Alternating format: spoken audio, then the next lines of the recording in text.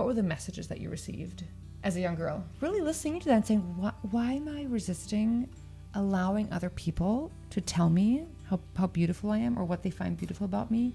It's an irrepressible desire to be beautiful. It is an identity, like a piece, a formative piece of a woman's identity to be beautiful and to want to be beautiful. Yes. That like guilt.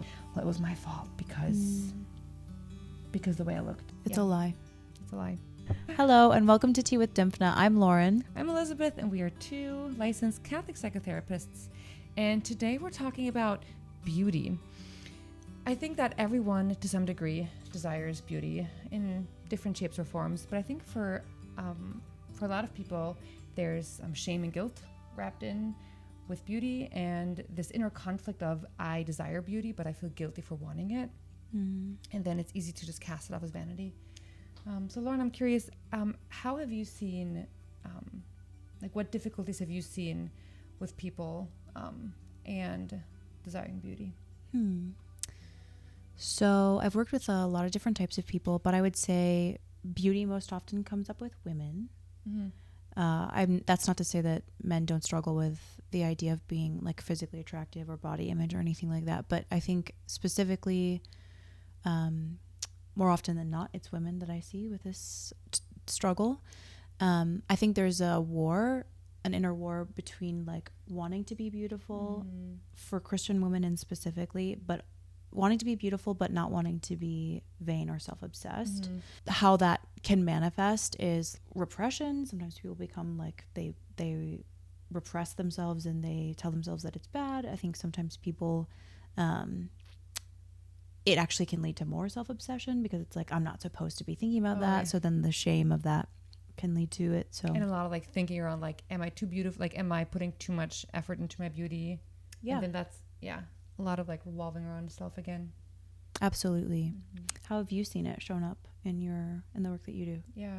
One way that I've seen it is in the context of OCD and scrupulosity, where actually that becomes like an obsessive thought of, oh, I would like to buy a new tablecloth. That is bad. That is selfish. Like, you shouldn't want a beautiful tablecloth. Or the OCD might say something like, oh, you really brushed your hair nicely today. Is that because you're trying to attract a certain kind of attention? That's bad. You're selfish. You're just, and that can become very frightening. And then getting that just right. Obviously, like, you can never satisfy the obsessive thoughts. Yeah. So that's one way that I've seen where the OCD actually latches on that like obsessive kind of thinking around it, which is, it's all based on fear, right? It's this fear, just like you were saying, this fear of, am I a good person? Am I doing the right thing? Am I doing it just right? So that's one way that I've seen it. Another way that I've seen it manifest is when it actually comes from a place of hurt. The question that I might ask someone who struggles with that is, what were the messages that you received? If we're talking about women, as a young girl, right? Like maybe you wore that new dress for the first time and you showed it to your parents, and especially your dad. I found this with girls especially, right? The little girl twirls in front of their dad and it's like, Dad, what do you think? There's something about, I think, where, little girls really want their approval of their dads, and, how did the dad respond? Did he like brush it off as like not important? Did he actually like take the time to like enjoy the God-given beauty of his daughter? Diving into that, like, what does it mean to you to be beautiful, and how are you responded to in your beauty? Was there a fear instilled maybe in you of don't be too beautiful or don't wear that certain dress? And I'm not talking about, I'm definitely not talking against modesty here, right? Obviously there's the right place for modesty, and that's not what I'm talking about. But, there can be this fear of like, don't draw too much attention to yourself by the way you look, because you might become a victim, like, of sexual assault or of like the wrong kind of attention. And, while that, is probably well-meant advice, it can lead to this fear of beauty being making us vulnerable, like in a bad way, and almost this idea of I need to cover it up. I need to cover up my body. I need to cover up my beauty. I can't accentuate that. I'm not talking about like beauty comes in one shape or form, but if it comes from this place of fear of I need to hide, I can't be beautiful in a certain way, then that's something that I think definitely could be addressed, where there's healing needed. Yeah.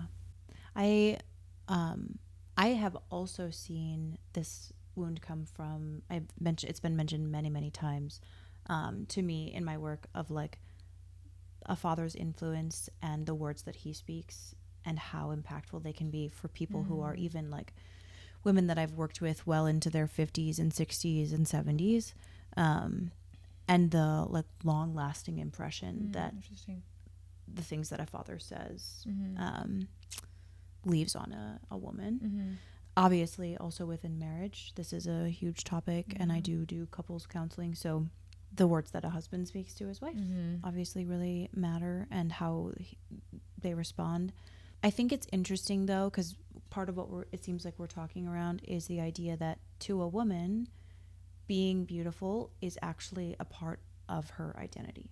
And I think that's kind of an inescapable reality. I think there are lots of people who are feminist, modern, third wave feminists who would really push back on that idea. I'd be curious how they would respond to that, but I do think that like women, just from what I've seen in the work that I do, women, it is an identity, like a formative piece of a woman's identity to be beautiful and to want to be beautiful. Yes. I was actually at a women's retreat, I think it was last year. And you might have heard this said before, but in the Mass, in the liturgy, in the Catholic Church, there are a lot of symbols that are supposed to like show us truths about who God is and who we are as like his bride, the church. And especially in the wedding ceremony, there's a ton of like symbols. And I was at this women's retreat where this woman was reflecting upon her daughter had just gotten married a few years back, and her now son-in-law, as he was standing at the altar and the bride was walking towards him. There was this joke, I think, beforehand where he and his brothers had practiced like that he would not be crying when she walked, but he totally he was very emotional, when his bride walked down the altar. And after the wedding, this woman that was giving the talk asked her husband, what goes through a man's, like the groom's head when his bride walks towards him on the altar? And without missing a beat, he said, she's so beautiful and she's mine. And I just, and she was talking about how that's like a symbol of the groom, as right, is symbolizing in that moment Jesus, right? And the bride is all of us, like the church. And obviously, she's so beautiful and she's mine, not in like a possessive, manipulative way, but just like she's so beautiful and she's like, like she's my beloved. And I just loved this image of how, that's how Jesus looks at all of us, right? We are his bride, like we, the church, all of us are his bride, and he just looks at us with such passion and such love, and like, she's so beautiful, like you're so beautiful and you're his. And so I think there's something where Jesus delights in our beauty. And I mean, anyone who says, beauty is just vanity, I mean, was God vain when he created Costa Rica? I mean, it's like, if you look at like nature and like how breathtakingly beautiful it is, I mean, God created that. And I mean, it's just beautiful. And so I think there is something of, God delights in beauty, of course, and he made us and, us humans as beautiful beings. And I agree, Lauren, I think there's something about, especially in us women, this desire to be perceived as beautiful. And maybe not beautiful in the sense that our modern society deems beauty, right? I mean, that's a whole nother topic of what is beauty, obviously. But I think, in its essence, wanting to be beautiful for other people is, I think that's a God-given thing. I think we are made beautiful. One other thing that I found really, really fascinating, because you were talking about like men and women, I was reading a biography about Anna Catherine of Emmerich. She was a German mystic and visionary. She was beatified by John Paul II in 2004. And so she was a visionary and a mystic, and she had stigmas as well. So really, really interesting person to read about. And she had visions about creation. And, she, the way she describes creation and the way Adam and Eve are before the fall, right? So we kind of get this glimpse of how God had made men and women before sin entered the world. So a very pure version of men and women without corruption. And she describes in her visions of how, like what she saw, Adam was very, she always saw him just looking up to God, very just resting more perfectly in his love. But she saw Eve kind of walking through the garden, just looking down more, because she was just so captured by the beauty of creation. And I just thought that was so interesting, how I think there is something about God has made us women in particular to be drawn to beauty, right? I mean, we see this before the fall. And I mean, to be clear, that the church has not, made her visions part of Catholic core teaching, but it's also, it's studied them and it's not objecting them, so we can assume that they're at least not against church teaching. So we can kind of see how, Eve was just drawn more to the beauty. All that to say, I just thought that was really interesting. And I think that kind of, just like to your point, Lauren, of how I think we women especially have this desire for beauty, to be beautiful, to create beauty in our homes and in our gardens or wherever, Yeah. This is why men bring flowers. Yes, that's right. Yeah. It also reminds me, Adam, like I think about the creation story and narrative, and Adam is brought, like all the animals, they're all brought before him. He names them. He's, given this beautiful lush garden and everything in it.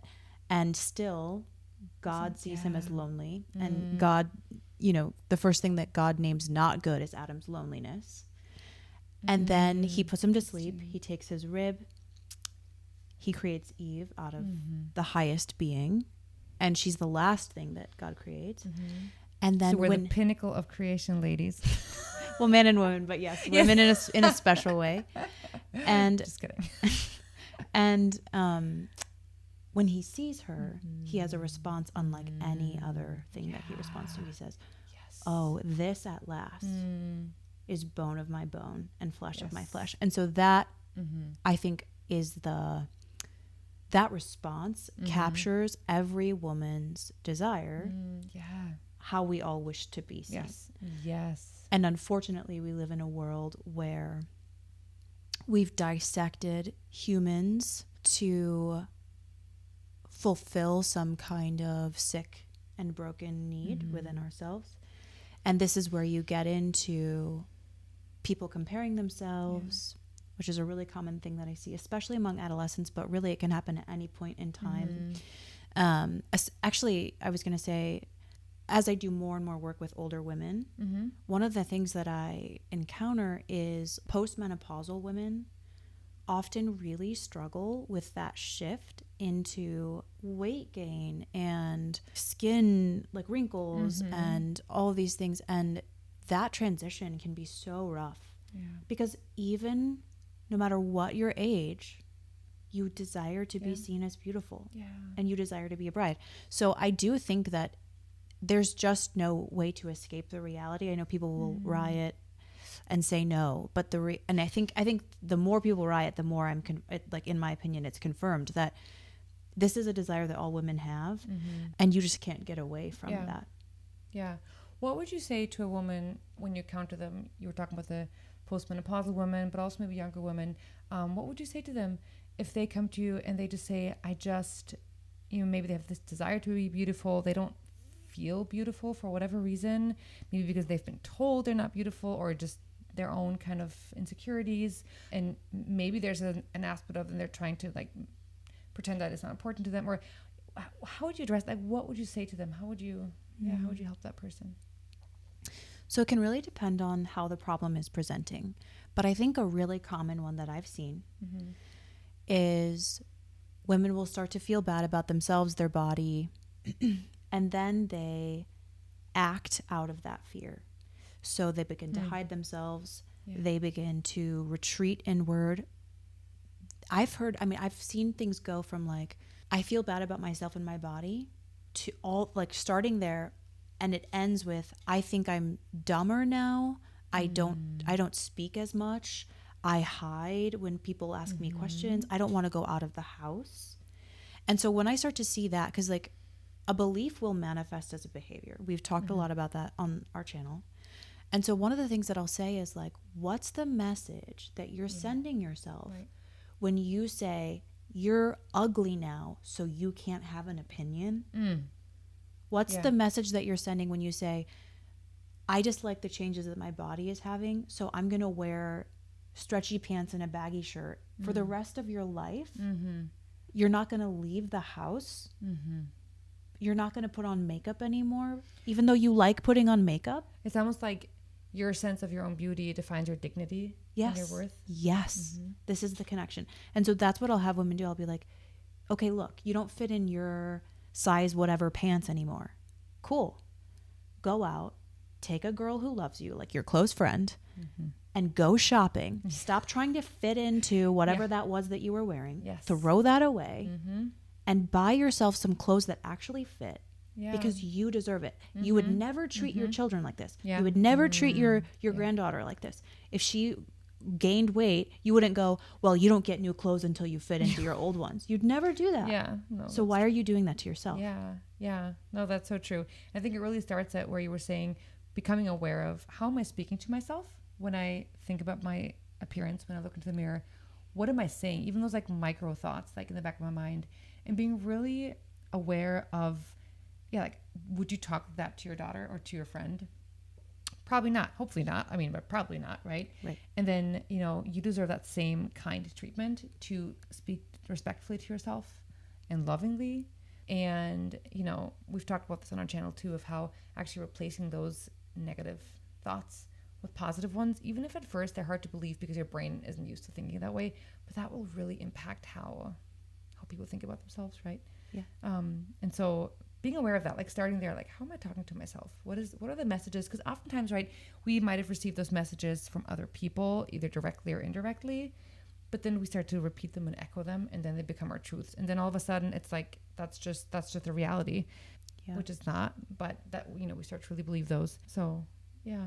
What would you do if somebody came in, let's say you had an adolescent who maybe they had body image struggles, and you noticed that they were having like social anxiety or something like that from it. How would you treat that? Well, I would definitely be curious as to what kind of experience have they made with peers or just with anyone. I mean, it could be like a parent. What messages did they receive, either verbally or non-verbally, right? What do they receive? Do they think those are true, right? Is there some healing that needs to be done in what was said to them or not said to them, right? Maybe, maybe you had a sister who was always praised for her beauty, and you were just always kind of like, you were never talked down to, but maybe you weren't praised the same way, and that really made you think, well, I'm just the ugly one. I mean, that just, right, that's so sad. It just, so like, what messages did you receive? How do you see yourself? How did others perceive you? And where are some underlying beliefs that really need to be looked at? And really, are those serving you? Are they true? Are they true? Are they serving you? And start to update those. That's something I would do with a client in therapy, to update those. And then, have them practice that positive self-talk. And actually, we can choose what we focus on. It's about, shifting our focus away from things. Because oftentimes what I'll find is that people with who struggle with self-image, and they will pick out the things that they don't like about themselves, and that's all they see. Yeah.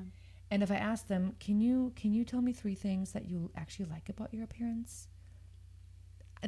People will be able to tell me things. Maybe it's like, I love my hair, or actually, I really like my hands. I love my eyebrows. And where before they've just been focusing on all the things that they don't like about themselves. And so that little shift, it doesn't, change the things that they might not like about themselves, but at the very least, it's even, it's fair, right? At the very least, like see the things that you like about yourself and the things that you don't like about yourself, but make that a challenge. Like, okay, now you found 3 things. Can you find 2 more? Can you find 2 more things that you like about yourself? And just be open, be open, and then practice when you look in the mirror or think about yourself. At the very least, give your brain the chance to also recall the things that you like about yourself. And hopefully with time, why not just focus on the things that you do like about yourself? Yeah. And have those be dominant in your mind. Yeah. And I think there's something interesting about what you're saying in regards to like, and it harkens back to something that I said earlier, which is we have this tendency to dissect other humans and ourselves.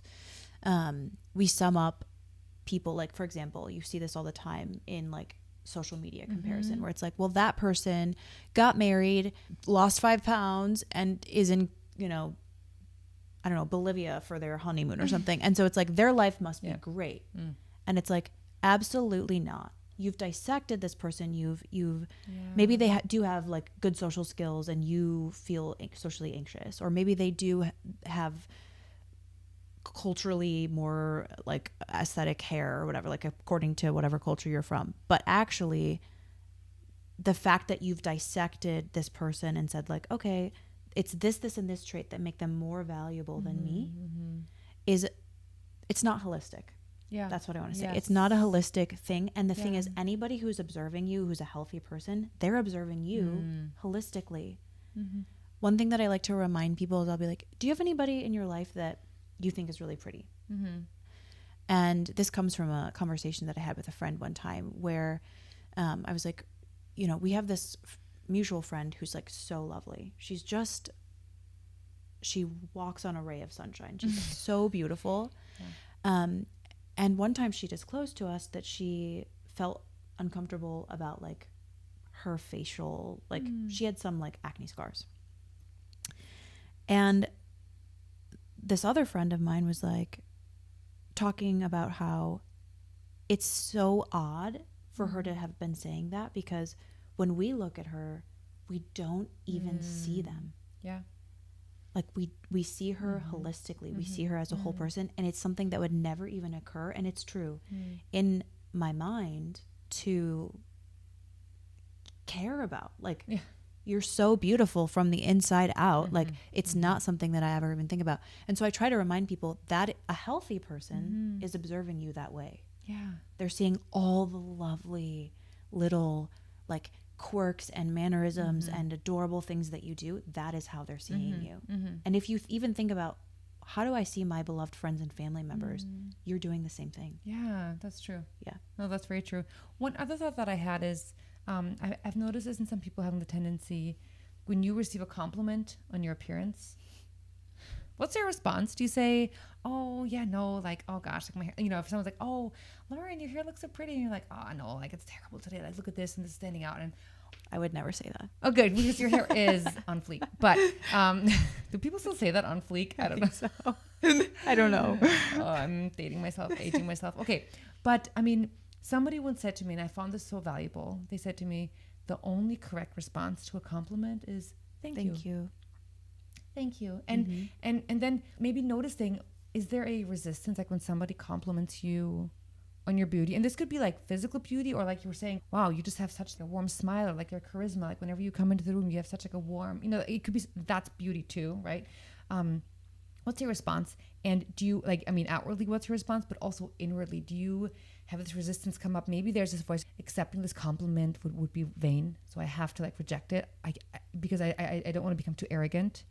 Do we have this inner kind of resistance of accepting the compliment, having to say, oh no, or having to say, oh yeah, and you're so beautiful too, right? Like, and so kind of really listening to that and saying, why am I resisting allowing other people to tell me how beautiful I am, or what they find beautiful about me? Why is that? Is that because I was told it's not good to enjoy my own beauty?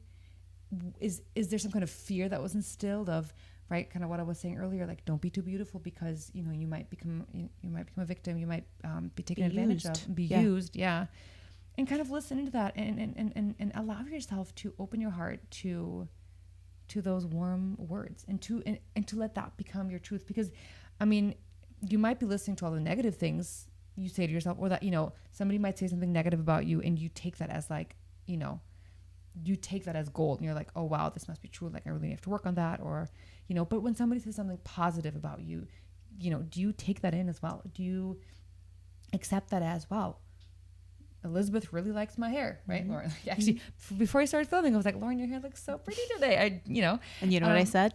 Thank you. You know, so really taking that in and not blocking that off. And if there is that resistance, maybe listening into that, you know, talking to a counselor about that, or just taking it to prayer and saying, Lord, where have I been wounded? Or, you know, Lord, help me, show me how you see me, allow me to see the beauty that you've given me, and to enjoy that, and to not be ashamed of it, not feel guilty, not be afraid of it. Yeah. I think you've hit the nail on its head when you say that there a resistance to acknowledging, desiring, and like believing that you're beautiful, and that you want to be, it's consistently fear-based. It can be, and it's like you said, it can be for a variety of reasons. And there was something that you mentioned about like this fear that it would become kind of an arrogant thing. And I know we've talked about this in other videos, but I do want to point out how, when I think of I'm going to ask you a question. When you think of like a population of women who just know that they're beautiful, can you think of a population? What do you mean by population? Like generation? Like a demographic, like a, yeah. Like, are there, like, when you think of like, okay, this age of women always know that they're beautiful. Can you think of 30 plus? I'm thinking like little girls. Oh, yes. Like little girls always know that they're beautiful. Sorry, because I was thinking like teenagers and people in their 20s are usually like, yeah, freaked out. Yeah. If that's you, I bet you're gorgeous and amazing. But that's what I was thinking, 30 plus. But no, you're so right, little girls. They always know that they're beautiful. Yes. Okay, I take my answer back. I'm going to go with yours. And the thing is that they are not obsessed with themselves. Yes. Oh, so true. They're so unself-conscious because they know that they're beautiful. And yes, this is the interesting thing. The less you feel that way, the more it takes the forefront of your thoughts and how you consider, like, what should I wear? How should I, like, because it's an unmistakable desire. Like, it's an it's an irrepressible desire to be beautiful. So the more you repress it, the more it's going to show up in random ways and assert itself. Yes. But if you just, begin to receive, as you said, and acknowledge when you are like, and if it's hard for you, just, you can really just ask God, like, God, show me the evidence. Like, I need help. I need help believing that. So show me the evidence. Yeah. You begin to look for it. You can really make a case. Yes. And you can really begin to believe it. Yeah. That is so true. That's such a good point of, if you observe little girls, like, I don't know, age 8 or 9 and below, maybe, this is something, right? They do that. They will wear something and say, look, do you like my dress? I've also never, ever heard a little girl look at herself at a picture and say, oh, I don't like myself in the picture. Never. They're always like, oh, look, that's me. Like, they're always, right? They, there's this, there's this natural view of, or this natural idea of, I'm beautiful. And like you're saying, not in like an obsessive way, I'm the prettiest, but just like they delight in themselves and they love when others delight in them. But I think you said something really important too, just earlier, Lauren, of how that desire does not go away. I think we always try to pretend that we like don't care. Like, I don't care. Like, let's be real, right? But I think that's such a good reminder. Let's be more intentional about telling each other, like telling our mothers, our daughters, our friends, the things that we find beautiful about them. Yeah. Because we all think it. We all, like, when we think of our friends or like family members, like, we all know the things that we find attractive and beautiful about them, but do we actually like speak those things? Yeah. And maybe let's be more intentional about that. And, it's, I think we're quick to like say that to like little girls because I think we also naturally understand that they desire that and that, and that it's like a very pure thing to tell them that. But I think we maybe like stop doing that once we get older. Yeah. So I think that's such a good reminder to. Little girls are so complimentary of each other and other people. Have you ever noticed that? Little girls really are some of the most complimentary little beings. They're observing and they're noticing beauty. Yes. And so, that's a very fascinating. Yes. Yeah. I had a friend of mine tell me the other day that her 4-year-old daughter, so this friend of mine, she was wearing like a pretty like dress, and her little girl came up to her and said, "Mommy, you look like a princess." Yeah. And it's such a pure, just like, why you look so pretty, Mommy. And it's just, like how naturally they just express the beauty that they see in another person. And I think that's a great thing to come back to. And I think sometimes we think, like when we compliment people, we shouldn't, we should compliment their character and not their beauty. But hey, let's compliment each other's beauty. Yeah. Because I think people tend to be very critical with themselves. And I think it's good to have that counter voice of other people like speaking those words of beauty. I bet that when you told your friend about like, I had never ever seen, like those scars on your face, that was probably, I hope that she was able to take that in and not object or resist it. But the other thing that I heard you say was that there's a fear of being stolen from or something taken from us when it's like I've revealed my beauty. It makes you vulnerable in some way. And I don't want to deny that because I actually think that is true. To be beautiful in some way is there's a level of vulnerability in that. But the illusion or the lie that it means that you'll be taken advantage of to know that you're beautiful and own that. I'm reminded of this really fast story where I often will use this with patients, but I use it around self-worth more often than not. But either way, the metaphor applies here. There's this real story of one of my friends. He's from the Dominican Republic, and he used to work at this restaurant on the beach. There was this older man, and he had one of those like treasure finder like things. Metal detectors. Yeah, that's treasure finder. And he would scan the beach all day, every day. And he was a local. Everybody knew him. One day, and he'd find all kinds of things, but one day he found this like little artifact, and it was about this big. He like digs it up, and there's an American down the way who sees him dig this thing up. Now this man has spent his whole life doing this, and he finally finds this like very beautiful, ancient, like worth tons of money thing. And the American comes up to him and offers him $300 for this ancient artifact. And the guy takes it. He accepts the money. And the American flies home, and he sells it to some museum for like thousands of dollars. And all the locals were like outraged and so mad. And my friend was telling me this like in a fit of rage. And I looked at him and I asked him, whose fault is it that he got gypped? And everybody always answers this question the same. They're like, it's the American's fault. And I always say, wrong. It is not. The American knew what that artifact was worth, and the Dominican man did not. And because he didn't know what it was worth, he sold it for less than it was worth. But when you know what something's worth, you're better able to protect it, and you value it more, so you won't sell it to people or things that aren't willing to give you the right price. That's the same for believing that you're valuable and worthy of love and beautiful. It actually protects you to know how beautiful you are and to own it. Yes. Yeah, that's great. No, I love that. I love that. The thing that I think popped up when you were saying that is I'm wondering if any of our listeners might be thinking that. I definitely like hear what you're saying of like knowing your worth protects you from, right, like not casting your pearls before swine, and not letting people treat you, less than what your dignity is. The only thing I would want to say is, and I know that you didn't mean it that way, but one thing that I've heard said that always enrages me is when women get sexually assaulted. And people say, oh yeah, well, she shouldn't have worn that short skirt. Right.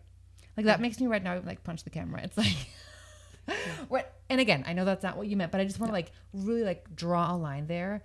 Is that if somebody forcefully takes advantage of you, right? This is not the same. And then people blame you for that because the way you looked, like that needs to be rejected. That is not true. Like, like your beauty is not what gives people the right to forcefully take advantage of you. Absolutely. I mean, I think in your story is different because, he then chose to sell the artifact. Yes, that was his choice. Right. He wasn't like hit over the head with a club and taken. That would be a closer metaphor to that scenario. Right. Yeah. Right. Exactly. Yep. Yep. And then saying, oh, it's your fault because you showed me your beautiful artifact. Like, no. And again, I'm not speaking out against modesty. I think there's ways to be smart when you're out and about, as a woman. But even then, your body and your beauty does not justify anyone, coercing you or being forceful. So I think that's something that I just want to like speak out very strongly.